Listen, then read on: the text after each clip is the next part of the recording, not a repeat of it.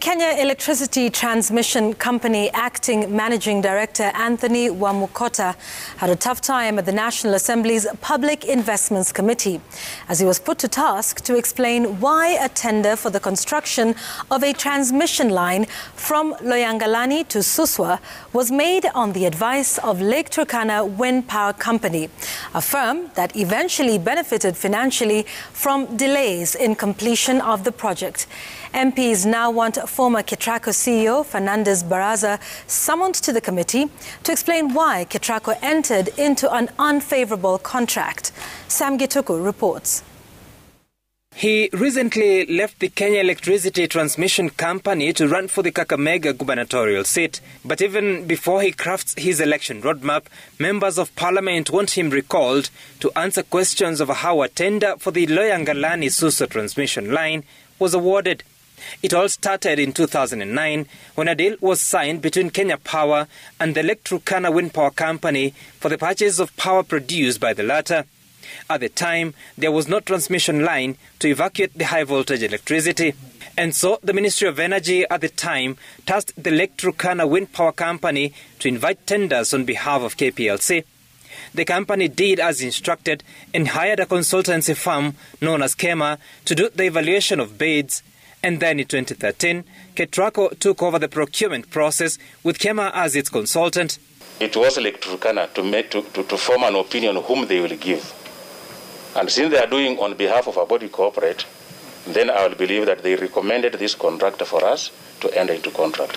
Isolax Engineering, a Spanish firm, was arrived at as per recommendation. It had been required to complete the project by December 2013, a deadline it never kept. After a series of extensions, Isolax was found to have run bankrupt, forcing KETRACO to terminate the contract. All this time, the power purchase agreement between KPLC and Lake Turkana Company was that should Kenya Power not be ready with a transmission line to evacuate the power produced, it was going to pay the producing company a penalty for power not taken up. Lake Turkana Company finished its works in January 2017, by which time Isolax was unable to function. KETRACO reassigned the transmission line tender to a Chinese firm which completed the project in September 2018. But the damage had already been done, with the government slapped with a bill of 16 billion shillings for deemed generated power. And the withdrawal of World Bank. Members of Parliament now concerned how KETRACO, KPLC and the Ministry of Energy agreed to a deal with Lake Turkana Power Company to help them recruit a contractor for the construction of the transmission line, with a clause that any delay occasioning unused power would require the government to pay Lake Turkana Company a form of compensation.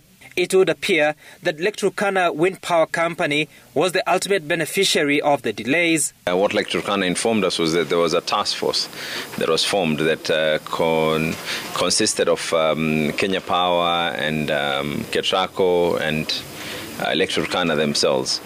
However, Kenya Power was here and they're saying they don't know anything of a task force. The CEO was here. The current CEO of KETRACO is saying that they don't know anything. They don't know who was in that task force out of all the employees. All they're hearing is that there was a task force. KETRACO's acting CEO, Anthony Wamukota, claimed non-involvement in the initial stages of tendering until when the Isolax contract was terminated. He claimed no knowledge of the goings-on, despite having been at the organization since 2010. Frustrated MPs now keen on hearing from the immediate former CEO, Fernandes Barasa. So the only person who can shed light and save Kenyans is the person who signed these documents, because he's privy to this information.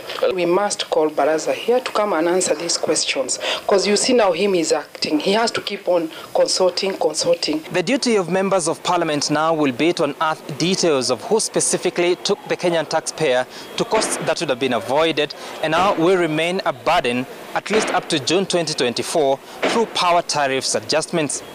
Sam Gituku, TV at Parliament.